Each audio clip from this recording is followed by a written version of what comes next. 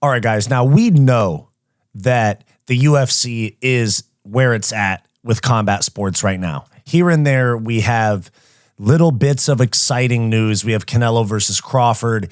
We have those big fights. We have a Francis Ngannou, Tyson Fury. As a general statement, 99% of the exciting news in combat sports comes from the UFC. It's actually interesting for me to say this, but the #2 combat sports organization in the world right now, in my opinion, is Bare Knuckle FC. I mean, they're doing stuff that is very, very unhinged compared to the corporate UFC these days. You can't look yourself straight in the face and say that the UFC is the same as it was. They've gone much more corporate, and that's fine. They're going more mainstream. They're going to major platforms. Each deal gets bigger and they get more global. I understand. They're becoming NFL, NBA, where they want their athletes to be role models as well, and they don't want Conor McGregor on cocaine saying, "Dance for me, boy," to Mike Perry, or two female fighters yelling at each other, talking about missing weight for swallowing cum. I mean, that's crazy, dude. But it's really unhinged, and BKFC is actually giving me like throwback UFC,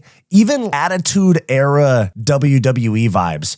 And we're going to get into it because I'm super pumped about BKFC. We've talked about how MMA and the UFC is just going to go over the moon to Mars, you know, as far as publicity and the growth of the sport in the next like 2 years. We have Ilia Topuria as our big star, face of the company, global superstar, and we have a new rights deal coming up. That's going to be huge. But even outside of MMA, just combat sports as a whole, we have BKFC, and I'm super pumped about it. It's refreshing. It's unhinged. We got Conor coked up and drunk on stage talking shit. This is something to keep an eye on, man. I swear this is actually the #2 organization in the world. This right here is Conor McGregor welcoming back Mike Perry after firing him for losing to Jake Paul. October 11th is your date, and you'll dance for me, boy. How good are you and McGregor at this point? I would love to get this cleared up here in front of everybody at the state of the BKFC. Well, I think it makes a lot of sense. We haven't seen Conor in a ring in a while, but I know he loves bare knuckle, and I'd love to face off against him anytime. Anytime we're looking for the action. Yeah, you're welcome back, because I welcomed you back. Yeah. October 11th is your date, and you'll dance for me, boy. You'll dance for the owner, and then we can talk. But your date is October 11th. Yeah. Michael Perry, the return of Platinum. And we've got some hell of an announcement for an opponent for you. One of the baddest men to ever grace the Ultimate Fighting Championship when it comes to bare knuckle. And he's going to throw down with you in front of me for my viewing pleasure. And then I'll decide if you're worthy. The UFC will decide if Conor's allowed to fight outside of it. It's not really a decide if you're worthy type of thing for Conor. He doesn't have that type of power. But this is sick. I mean, tell me that's not a Attitude Era WWE style promo right there. And the press conference, they're doing this thing called Champions Summit 2025, where they have all their champions on stage. They broke a bunch of news, which we'll get to later in the video. But right here, I mean, this is one of the most unhinged bits of trash talk, and probably the best trash talk I've ever heard in women's fighting, because they're usually just like, I mean, most trash talk's terrible. We'll see. We'll see. We'll find out on Saturday night.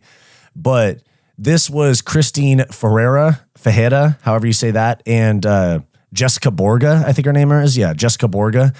This is some of the craziest trash talk I've ever seen. And this is trash talk that men can't really say to each other. But here, you have woman on woman. This is pretty interesting. You fucking ratchet, go suck more dicks. That's why you can't make weight. You got too much cum in your throat, bitch. Yo. You fucking ratchet, go suck more dicks. That's why you can't make weight. You got too much cum in your throat, bitch. That's fucking crazy. And I mean, this is a definition of a stud right here. Somebody go get Drewski, all right? No, but this is, she knows that got her. But that was one of the crazier lines of shit talk I've literally ever heard.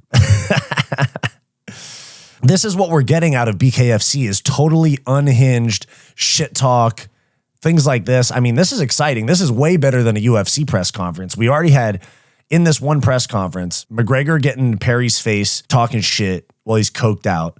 And then this. And then we also got Mike Perry cutting his own promo here. Bucks wasn't going to do shit. They stay in their place. They take their little fucking minimum wage paycheck and they shut the fuck up and do as they're told.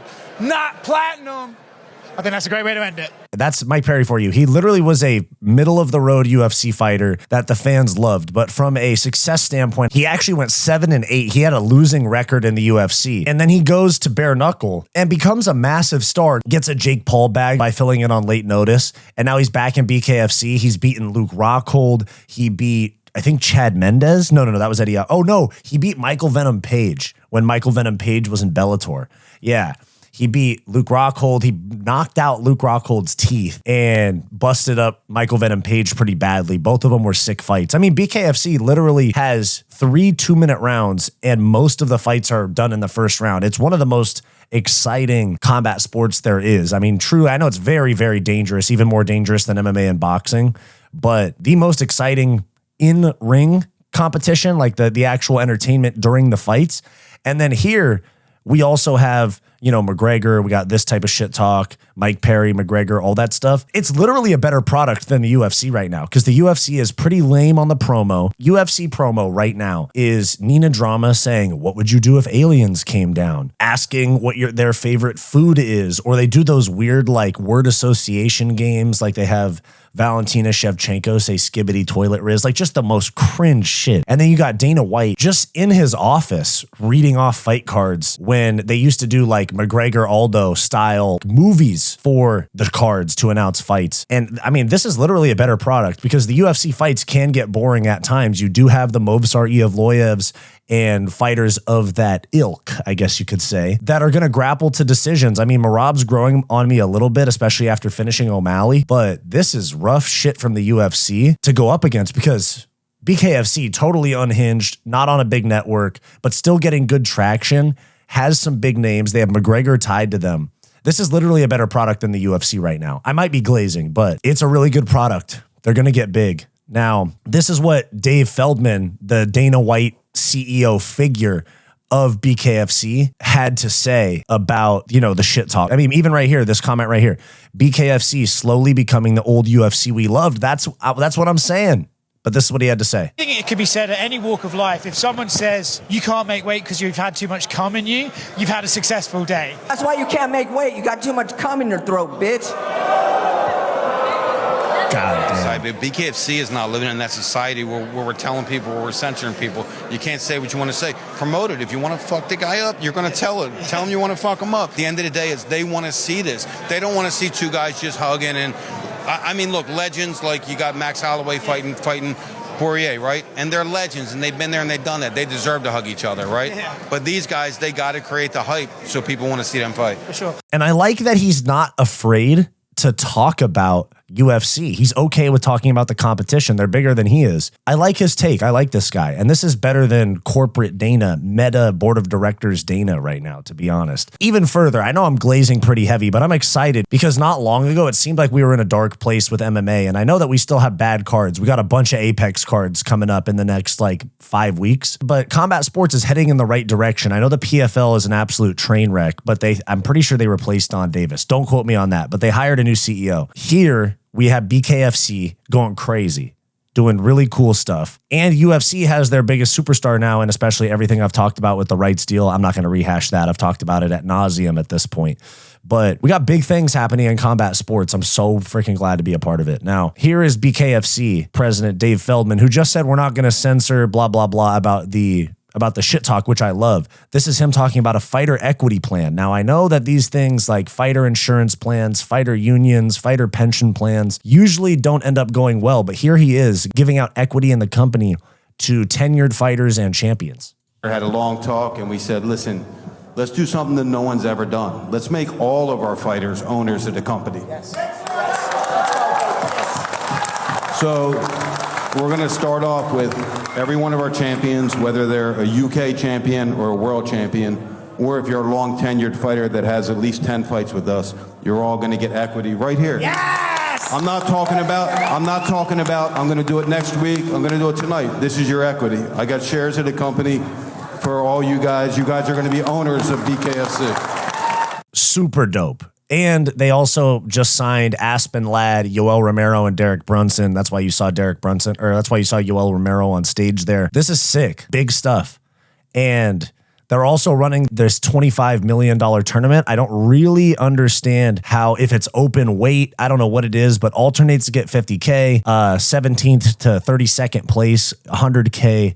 9th to 16th get $200K, 5th to 8th get $300K, 3rd and 4th get $500K, 2nd place $1 million, and the winner of the tournament $15 million. Now that doesn't start for almost a year. That starts next March, but the world's baddest $25 million tournament. I assume this is going to be an open weight tournament. I really don't know, because it seems like unfair to just say, okay, yeah, we're doing all heavyweights. Nobody else has an opportunity to make this money. Them being willing to pay out $25 million in 1 year for one tournament, because you have other events going on too, shows that they're financially in a good place, that they're trending in the right direction, and that they have some financial backing. I don't know if it's from the Middle East or what, but they have some good financial backing if they're throwing $25 million around. I'm almost looking at this as like our guilty pleasure organization that we come to when we want the unpolished side of combat sports, because the UFC is so polished and corporate now. I mean, this is great.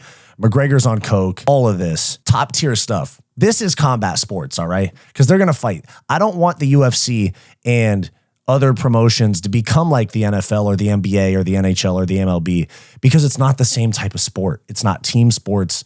It's not friendly sports. This is fighting, okay? And I like this type of vibe. I know that it helps monetarily to have kids and families watch your sport, but we don't need it. And I like that this right here, BKFC, is geared towards that like 18 to 35-year-old age group, as opposed to UFC, which is also in that same age group, but they try to appeal to a little bit older and a little bit younger.